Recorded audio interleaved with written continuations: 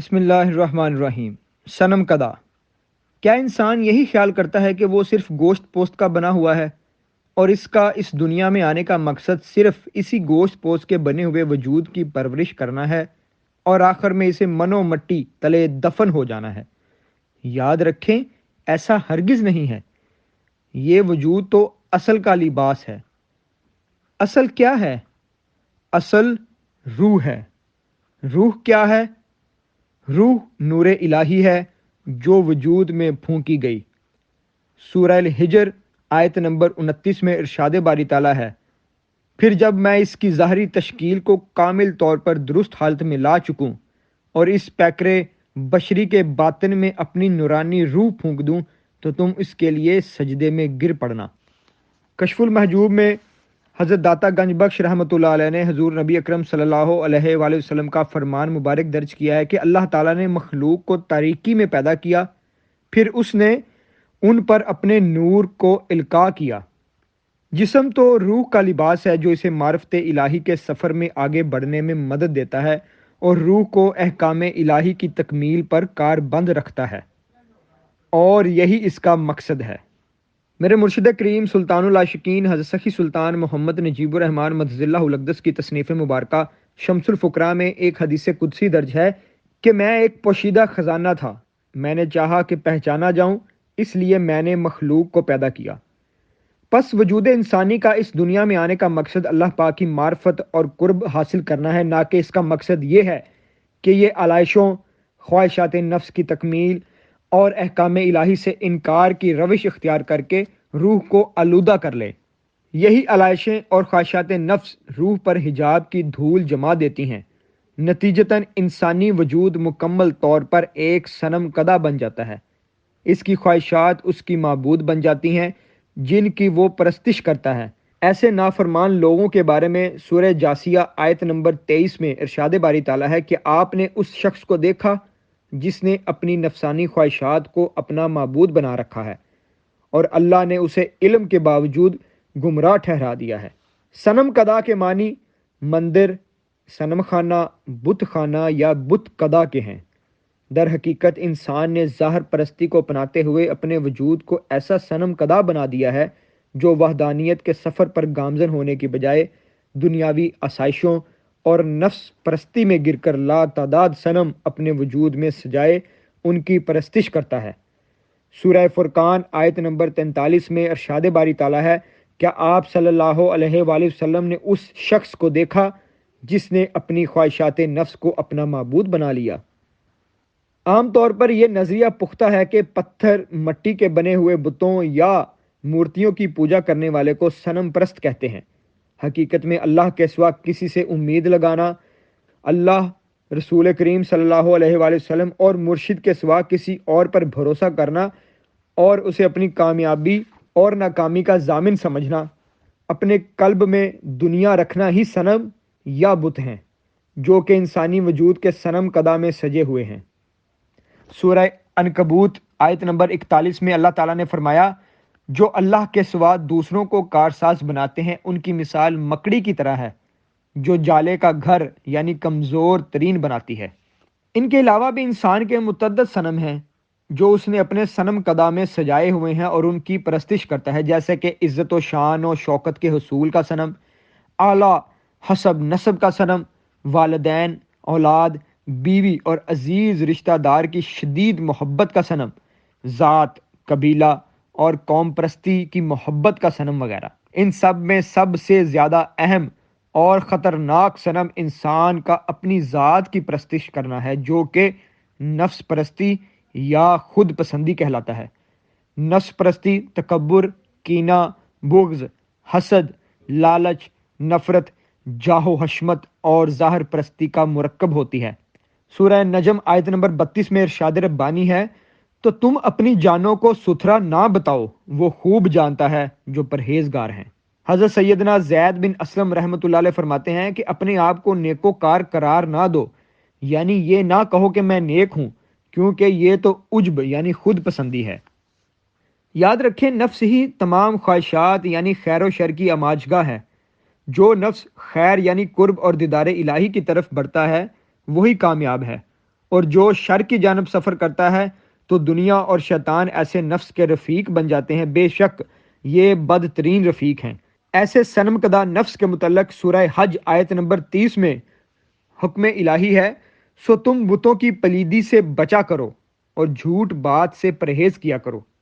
سرکار دو عالم صلی اللہ علیہ وآلہ وسلم کا ارشاد مبارک ہے، 3 چیزیں ہلاک کرنے والی ہیں، وہ بخل جس کا آدمی مطیع ہو، وہ خواہش نفس جس کی اتباع کی جائے، اور خود پسندی۔ میرے ہادی میرے مرشد پاک سلطان العاشقین حضرت سخی سلطان محمد نجیب الرحمن مدد اللہ الاقدس اپنی تصنیف مبارکہ سلطان العاشقین میں تحریر فرماتے ہیں کہ نفسانی خواہشات کے پیچھے بھاگنا نفس پرستی ہے، اور یہ بھی بت پرستی کی ہی قسم ہے۔ کشف المحجوب میں حضرت داتا گنج بخش علی حجویری رحمۃ اللہ علیہ سورہ احزاب آیت نمبر 72 کا حوالہ دیتے ہوئے فرماتے ہیں کہ آدمی خود اپنے وجود کی وجہ سے غفلت کی تاریکی میں ڈوب گیا اور اپنے وجود کے تاریک پردے کی وجہ سے خود عیب میں مبتلا ہو گیا، اور اس کی حقیقت اللہ تعالیٰ نے یوں بیان فرمائی ہے، بے شک انسان ظالم اور جاہل ہے۔ خود پسند اور نفس پرست انسان نہایت ظالم اور بدترین جاہل ہوتا ہے۔ ایسے انسان کی نظر میں اپنی ذات کے علاوہ کسی کا کوئی مقام اور مرتبہ نہیں ہوتا۔ اس روحانی بیماری میں مبتلا انسان حق کو بھی تکبر اور انانیت کی وجہ سے ماننے سے انکار کر دیتا ہے۔ دنیاوی مرتبہ اور لالچ میں نہ تو وہ توحید برحق کو قبول کرتا ہے اور نہ ہی جمال احدیت کو دیکھتا ہے، جس کے نتیجے میں ایسا شخص بارگاہ حق تعالیٰ کی توفیق اور عنایت سے محروم دنیا اور آخرت میں ہمیشہ ذلیل و خوار ہو کر رہ جاتا ہے۔ جس نے بھی حق کا انکار کیا اسی خود پسندی کی وجہ سے کیا۔ شیطان بھی خود پسندی کی وجہ سے متکبر بنا جب اس نے کہا میں اس سے بہتر ہوں، سورہ اعراف آیت نمبر 12۔ اسی خود پسندی کی وجہ سے جب عمر بن حشام نے رسالت مآب صلی اللہ علیہ وآلہ وسلم کا انکار کیا تو وہ ابو الحکم سے ابو جہل بن گیا، اور اللہ پاک نے اسے قیامت تک آنے والے تمام منکرین حق جہلا کا باپ بنا دیا۔ ایسے صنم پرست لوگوں کے بارے میں سورہ حجر آیت نمبر 3 میں اللہ تعالیٰ فرماتا ہے، آپ صلی اللہ علیہ وآلہ وسلم انہیں چھوڑ دیجئے، وہ کھاتے پیتے رہیں اور عیش کرتے رہیں، اور ان کی جھوٹی امیدیں انہیں آخرت سے غافل رکھیں، پھر وہ عنقریب اپنا انجام جان لیں گے۔ سورہ بقرہ آیت نمبر 7 میں ارشاد ربانی ہے، اللہ نے ان کے دلوں اور کانوں پر مہر لگا دی ہے اور ان کی آنکھوں پر پردہ ہے اور ان کے لیے سخت عذاب ہے۔ سورہ انفال آیت نمبر 22 میں اللہ تعالیٰ فرماتا ہے، بے شک اللہ کے نزدیک جانداروں میں سب سے بدتر وہی بہرے گونگے ہیں جو نہ حق سنتے ہیں نہ حق کہتے ہیں اور حق کو حق سمجھتے بھی نہیں ہیں۔ سلطان العاشقین حضرت سخی سلطان محمد نجیب الرحمن مدد اللہ الاقدس کی تصنیف مبارکہ نفس کے ناسور میں حضرت عائشہ صدیقہ رضی اللہ تعالیٰ عنہ کا فرمان مبارک درج ہے کہ آپ رضی اللہ تعالیٰ عنہ سے لوگوں نے پوچھا کہ آدمی بدکار کس وقت ہوتا ہے، تو آپ رضی اللہ تعالیٰ عنہ نے فرمایا جب اپنے آپ کو نیکوکار تصور کرے۔ مجدد دین آفتاب فقر سلطان العاشقین حضرت سخی سلطان محمد نجیب الرحمن مدد اللہ الاقدس اپنی تصنیف مبارکہ نفس کے ناسور میں عجب یعنی خود پسندی کے بارے میں فرماتے ہیں کہ عجب نفس کی ایک ایسی بیماری ہے جو سوچنے سمجھنے کی تمام صلاحیتوں کو ختم کر دیتی ہے۔ عجب کا مطلب اپنے آپ پر اتنا فریفتہ ہونا ہے کہ اسے اپنے سوا ہر چیز پست اور حقیر نظر آئے اور اپنے آپ کو ہی سب سے اعلیٰ تصور کرے۔ عجب سے نفس میں خود نمائی کا جذبہ بڑھتا ہے جو بعد میں تکبر بن جاتا ہے۔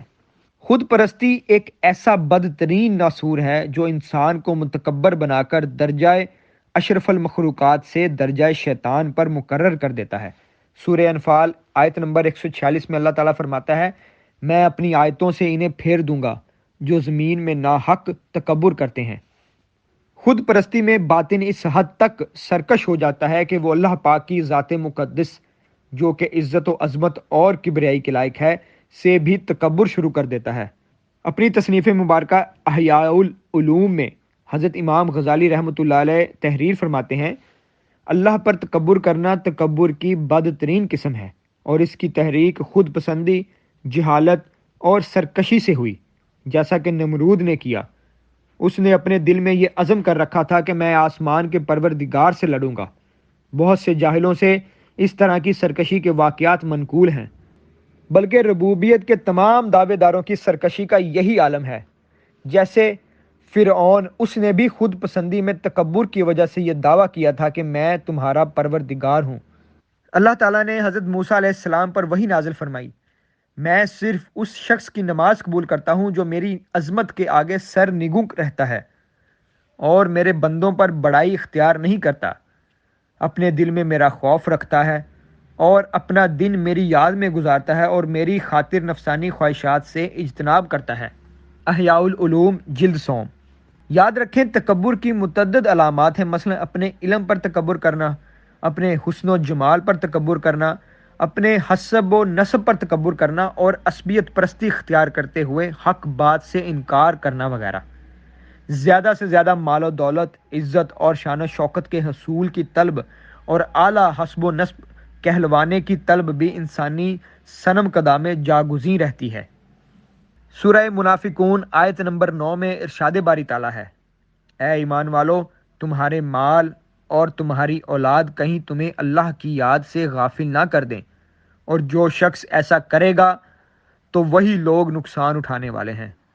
سورہ لقمان آیت نمبر 18 میں اللہ تعالیٰ فرماتا ہے، اور زمین پر اکڑ کر مت چل، بے شک اللہ ہر متکبر اترانے والے کو ناپسند فرماتا ہے۔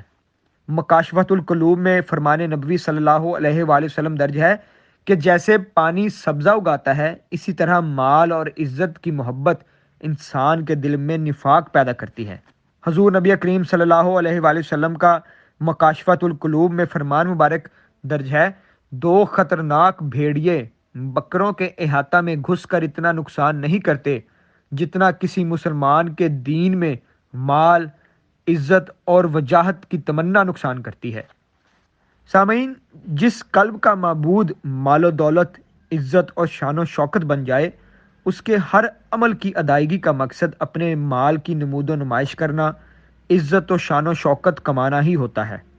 اس کا ہر عمل اخلاق سے عاری ہوتا ہے۔ جاہ و مرتبہ کے خواہش مند لوگ خود بھی گمراہ ہوتے ہیں اور دوسروں کو بھی گمراہ کرتے ہیں۔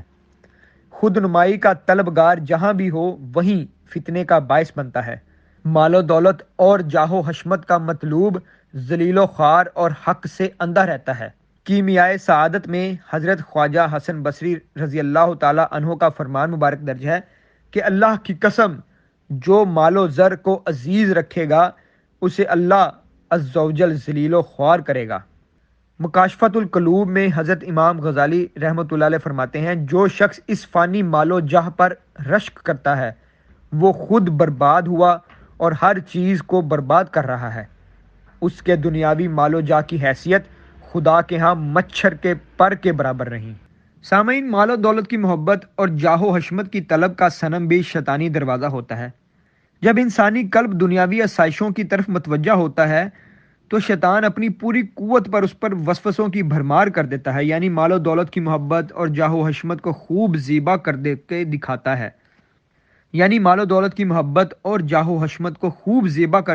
ہے۔ نتیجتاً یہ طلب انسان کے وجود و قلب میں اس قدر سرایت کر جاتی ہے کہ پھر انسان ایک خواہش سے دوسری خواہش کی طرف لپکتا جاتا ہے۔ انہی خواہشات کا حصول اس کا معبود بن جاتا ہے، جنہیں وہ اپنے صنم قدا میں ایسے سجا کر رکھتا ہے کہ اگر یہ اسے کفر کے راستوں پر چلنے پر بھی مجبور کر دے تو پھر بھی اسے کوئی ملال نہیں ہوتا، حتیٰ کہ موت آ جاتی ہے۔ حسب و نسب اور قوم و قبیلہ کی محبت انسانی فطرت میں موجود ہوتی ہے۔ یہ محبت صرف اسی وقت تباہی کا باعث بنتی ہے جب یہ انسانی قلب میں اپنی جڑیں اس قدر مضبوط کر لے کہ وہ اپنے حسب و نسب اور قوم و قبیلہ کو افضل اور برتر سمجھتے ہوئے حدود اللہ کی بھی پرواہ نہ کرے اور خود کو اعلیٰ نسب سمجھتے ہوئے باقی مخلوق کو کمتر سمجھے اور شیخی اور گھمنڈ کرتے ہوئے اخلاص کا دامن ہاتھ سے چھوڑ دے۔ ایسے لوگوں کے احوال کو میرے مرشد پاک سلطان العاشقین حضرت سخی سلطان محمد نجیب الرحمن مدظ اللہ الاقدس اپنی تصنیف مبارکہ نفس کے ناسور میں یوں بیان فرماتے ہیں، نفس کے اندر نسب ایک ایسی چھپی رگ یعنی بیماری ہے کہ اس سے اعلیٰ نسب والے خالی نہیں ہوتے، خواہ وہ نیک بخت اور عقل مند ہی کیوں نہ ہو۔ حالت اعتدال میں تو اسے ظاہر نہیں کرتے، بلکہ غصہ اور غضب کے غلبے کے وقت ان کا نور عقل تحریک ہو جاتا ہے اور ان سے یہ بات ظاہر ہو جاتی ہے۔ اپنے حسب و نسب پر تکبر کرنے والوں کے متعلق سورہ العبس آیت نمبر 17 سے 19 میں ارشاد باری تعالیٰ ہے، انسان ہلاک ہو، وہ کس قدر ناشکرا ہے۔ اللہ نے اسے کس چیز سے پیدا کیا؟ اسے فقط ایک نطفہ سے پیدا کیا، پھر ساتھ ہی اس کا خاص و جنس کے لحاظ سے تعین فرما دیا۔ ابو داؤد اور ترمذی میں حضرت ابو ہریرہ رضی اللہ تعالیٰ عنہ سے مروی ہے کہ رسول اللہ صلی اللہ علیہ وآلہ وسلم نے ارشاد فرمایا، لوگوں کو چاہیے کہ وہ اپنے باپ دادا کے نام پر تکبر یعنی فخر کرنا چھوڑ دیں، ورنہ اللہ تعالیٰ ان کو نجاست کے کیڑے سے بھی زیادہ ذلیل کر دے گا۔ عوارف المعارف میں حضور نبی اکرم صلی اللہ علیہ وآلہ وسلم نے فرمایا، 4 باتیں میری امت میں زمانہ جاہلیت کی ہیں۔ نمبر 1، حسب و نسب پر فخر کرنا۔ نمبر 2، دوسروں کے نسب پر تان کرنا۔ نمبر 3، بارش کو تاروں کی طرف منسوب کرنا۔ اور نمبر 4، میت پر نوح کرنا۔ حسب و نسب اور قوم و قبیلہ پرست کے متعلق بعض صوفیہ کرام نے فرمایا، جو حسب و نسب پر تکبر کرتا ہے وہ اپنے نفس کی پستی کا ثبوت دیتا ہے، اور جو تواضع کرتا ہے وہ اپنی طبیعت کے شریف ہونے کا ثبوت دیتا ہے۔ ایک مشہور مقولہ ہے، human is a social animal, انسان ایک معاشرتی حیوان ہے، یعنی انسان کو اپنے والدین، اولاد، بیوی، عزیز رشتہ دار اور دوست جنہیں وہ پسند کرتا ہے ان کے ساتھ وقت گزارنا اچھا لگتا ہے، اور اس کے قلب میں ان تعلقات کی محبت ہونا ایک فطرتی عمل ہے۔ اللہ پاک نے ان تعلقات کو بہترین اور اس کی رضا کے مطابق نبھانے کے لیے حقوق و فرائض مقرر فرمائے ہیں تاکہ معاشرتی نظام احسن طریقے سے چلتا رہے۔ اس نظام میں حقیقی بگاڑ اور خرابی اس وقت پیدا ہوتی ہے جب حدود اللہ سے تجاوز کرتا ہے۔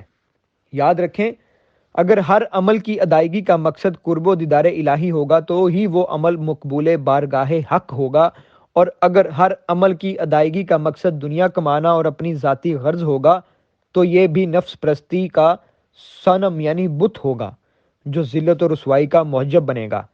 سورہ تغابن آیت نمبر 15 میں ارشاد باری تعالیٰ ہے، بے شک تمہارا مال، تمہاری اولاد تمہارے لیے آزمائش ہیں، اور اللہ تعالیٰ کے پاس بڑا اجر و ثواب ہے۔ حدیث نبوی صلی اللہ علیہ وآلہ وسلم ہے کہ انسان کے 3 دوست ہیں، ایک اس کی موت تک ساتھ رہتا ہے، دوسرا قبر تک، اور تیسرا قیامت تک ساتھ رہے گا۔ موت تک کا ساتھی اس کا مال ہے، قبر تک ساتھ دینے والا اس کا خاندان ہے، اور قیامت تک ساتھ دینے والے اس کے اعمال ہیں۔ ایک مرتبہ ایک شخص حضرت علی کرم اللہ وجہہ کی خدمت میں حاضر ہوا۔ اس نے عرض کی کہ اے امیر المومنین، آپ مجھے کوئی نصیحت کیجیے۔ تو حضرت علی کرم اللہ وجہہ نے ارشاد فرمایا، تم بیوی بچوں میں مشغول ہونے کو اپنا سب سے بڑا مشغلہ نہ بنا لینا۔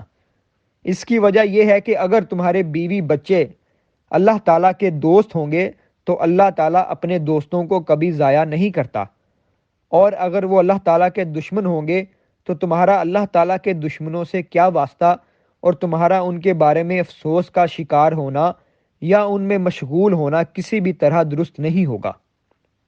حضرت داؤد علیہ السلام کے واقعات میں سے ہے کہ اللہ تعالیٰ نے فرمایا، اے داؤد، جس نے مجھے طلب کیا اس نے پا لیا، اور جس نے غیر کی چاہت کی وہ محروم رہا۔ سامعین، الغرض اللہ تعالیٰ سے بڑھ کر کسی رشتہ و تعلق کو ماننا، اپنے نفع و نقصان کا مالک سمجھنا، دنیاوی رشتہ و تعلق نبھانے کے لیے احکام الہی کی نافرمانی کرنا، اللہ، رسول صلی اللہ علیہ وآلہ وسلم اور مرشد کی محبت اور عزت و عظمت سے زیادہ قلب میں باقی تعلقات کو ترجیح دینا، یہ تمام عوامل ایمان کی کمزوری اور تباہی کا باعث ہیں۔ بخاری میں حدیث نبوی صلی اللہ علیہ وآلہ وسلم درج ہے، تم میں سے کوئی شخص اس وقت تک کامل مومن نہیں ہو سکتا جب تک کہ میں اس کے نزدیک اس کے باپ، اس کی اولاد اور تمام لوگوں سے بڑھ کر محبوب اور عزیز نہ ہو جاؤں۔ میرے ہادی آفتاب فقر سلطان العاشقین حضرت سخی سلطان محمد نجیب الرحمن مدظ اللہ الاقدس فرماتے ہیں، جب بندہ اللہ سے محبت کرتا ہے تو اللہ کی ساری مخلوق اس بندے سے محبت کرتی ہے، اور اگر بندہ اللہ کو چھوڑ کر مخلوق سے محبت کرے تو مخلوق اس سے دھوکہ کرتی ہے، پھر مخلوق سے گلہ کیسا۔ سامعین، مختصر یہ کہ مندرجہ بالا خصائل و عادات جس قلب اور وجود میں شدید حد تک موجود ہوں گے وہی قلب و وجود حقیقت میں صنم کدہ ہے۔ اب سوال یہ ہے کہ اس صنم کدہ کا مرکز کیا ہے اور اس کا علاج کیسے ممکن ہے؟ صنم کدا کا مرکز نفس ہے۔ نفس کیا چیز ہے اور اس کی فطرت کیا ہے؟ اس کے متعلق سلطان العارفین حضرت سخی سلطان باہو رحمۃ اللہ علیہ اپنی تصنیف عین الفقر میں تحریر فرماتے ہیں کہ نفس سانپ کی طرح ہے اور اس کی خصلت کفار جیسی ہے۔ کشف المحجوب میں حضرت داتا گنج بخش علی حجویری رحمۃ اللہ علیہ فرماتے ہیں، روایت میں منقول ہے کہ اللہ تعالیٰ نے حضرت داؤد علیہ السلام کی طرف وحی بھیجی، اے داؤد اپنے نفس کو دشمن سمجھو اور اس کی عداوت کی صورت میں مجھ سے محبت کرو، کیونکہ میری محبت اس سے دشمنی میں ہے۔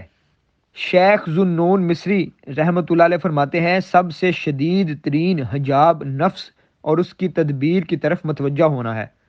انبیاء اور خاص چنے ہوئے مقربین کے سوا کوئی بھی بشر نفس کی چالوں سے محفوظ نہیں۔ صحابہ کرام رضوان اللہ علیہم اجمعین اور فقراء کاملین جو کہ ازل سے ہی محبوب الہی اور پاکیزہ نفوس ہیں، وہ بھی اپنے نفس سے کبھی غافل نہ رہتے اور ہر دم قرب الہی میں اپنے نفس کو سخت جانی اور مالی مجاہدات اور ریاضتوں میں مصروف رکھتے تھے۔ موجودہ انسان کی ظاہری اور باطنی پست حالی کی سب سے بڑی وجہ یہی ہے کہ وہ دین کو عقل کے ترازو میں تولتا ہے اور عقل کا دائرہ محدود ہوتا ہے، جو جلد ہی نفس، دنیا اور شیطان کی گرفت میں آ جاتا ہے۔ اپنی محدود عقل ہی کی بنا پر موجودہ ظاہر پرست انسان قرآن پاک میں سے صرف اتنا ہی سمجھ سکا ہے کہ اس الہامی کتاب میں صرف جنت کے حصول کی دعوت ہے، جس کے لیے فرض عبادات اور حقوق و فرائض کی ادائیگی ہی کافی ہے۔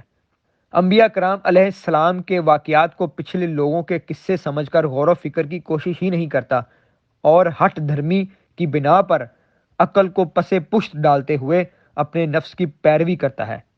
سورہ بقرہ آیت نمبر 26 میں ارشاد ربانی ہے، اس طرح اللہ ایک ہی بات کے ذریعے بہت سے لوگوں کو گمراہ ٹھہراتا ہے اور بہت سے لوگوں کو ہدایت دیتا ہے، اور اس سے صرف انہی کو گمراہی میں ڈالتا ہے جو پہلے ہی نافرمان ہیں۔ حضور علیہ الصلوۃ والسلام نے صحابہ کرام رضوان اللہ علیہم اجمعین کے پاکیزہ نفوس کی آزمائش کے لیے بحکم الہی اللہ کی راہ میں گھر بار چھوڑنے کے لیے ہجرت، مال و دولت کی محبت چھوڑنے کے لیے راہ خدا میں مال خرچ کرنے اور راہ الہی میں جانوں کو عزیز تر نہ رکھنے کے لیے جہاد کا حکم دیا۔ سامعین، یاد رکھیں، بزرگان دین اور فقراء کاملین کی حیات طیبہ اور تعلیمات در حقیقت قرآن و حدیث اور شریعت کے مطابق ہوتی ہیں۔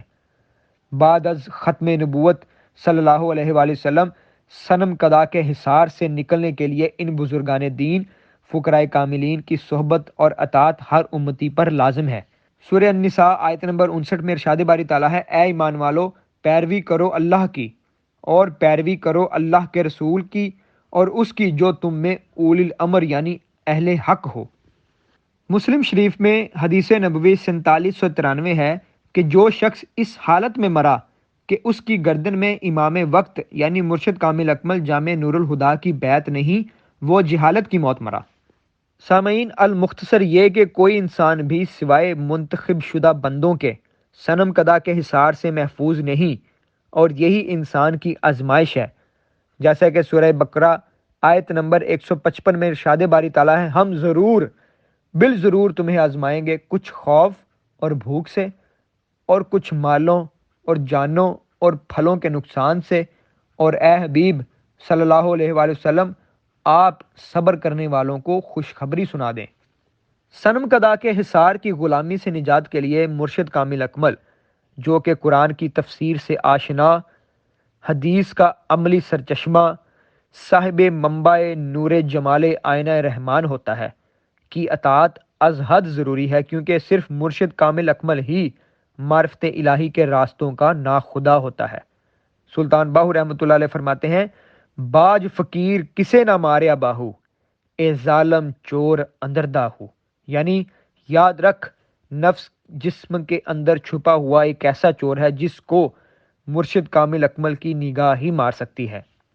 سامعین، دور حاضر میں امت محمدیہ کو معرفت الہی کی راہ پر گامزن کرنے والے ناخدا مرشد کامل اکمل جامع نور الہدا، منبع تجلیات نور رحمان، محبوب و نائب رسول، سرچشمہ ہدایت و برکت، نور ہو، آفتاب فقر، سلطان العاشقین حضرت سخی سلطان محمد نجیب الرحمن مدظ اللہ الاقدس کی اعلیٰ اور عرفہ ذات اقدس ہے۔ آپ مدظ اللہ الاقدس بحکم خدا اور رسول اللہ صلی اللہ علیہ وآلہ وسلم معرفت و ہدایت کا علم بلند کیے متلاشیان حق کے قلوب کو صنم قدا سے پاک کر کے نور معرفت الہی سے منور فرما رہے ہیں۔ آپ مدظ اللہ الاقدس اس شان کے ولی کامل ہیں کہ جو آپ کی بارگاہ میں خلوص نیت اور عاجزی سے ہدایت کے حصول کی غرض سے حاضر ہوتا ہے وہ کبھی خالی نہیں لوٹتا۔ تمام امت محمدیہ کو دنیاوی اور اخروی کامیابی، ایمان کی سلامتی اور معرفت الہی کے حصول کے لیے سلطان العاشقین حضرت سخی سلطان محمد نجیب الرحمن مدظ اللہ الاقدس کی بارگاہ میں حاضر ہونے کی دعوت عام ہے۔ وما علینا الا البلاغ المبین۔